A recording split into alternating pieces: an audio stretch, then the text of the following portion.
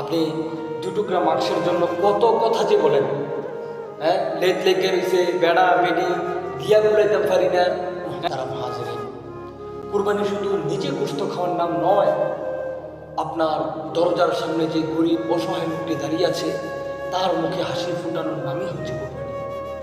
কুরবানি শুধু নিজে গোশত খাওয়ার নাম নয়, আপনার প্রতিবেশী গরিব অসহায় যে লোকলজ্জার ভয়ে আপনার বাড়িতে আসতে পারতেছে না দুটুকরা মাংসের জন্য, তার মুখে হাসি ফুটিয়ে দেওয়ার নামই হচ্ছে কুরবানি।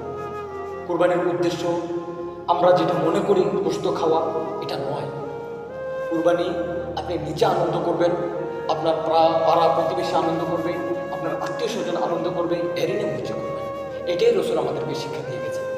আপনি দুটুকরা মাংসের জন্য কত কথা যে বলেন, হ্যাঁ, লেট লেগে রয়েছে, বেড়া বেড়ি দিয়া গুলাইতাম পারি না, তারা কয়বার আইয়ে তারা কি মানুষের বেদি নেয় নেয়নি, দিয়া গুলাইতাম পারি না, কত দিতাম। এই যে এর চাইতে ভালো ছিল আপনি তাকে গোশত নাই দেন, গোশত আপনি তাকে দিয়েন না। তো এত কথা বলার দরকার আছে? গরিব অসহায় মানুষ, তার যদি সামর্থ্য থাকতো তাহলে সে কি আর আপনার বাড়িতে আসতো? রসুল তো এটা শিক্ষা দেয়নি। মোহতারাম হাজরিন, এটা খেয়াল করবেন। আমাদের আনন্দের পাশাপাশি যেন গরিব দুঃখী অসহায় মানুষ তারাও যেন আনন্দ করতে পারে। আল্লাহ তাআলা তৌফিক দিক।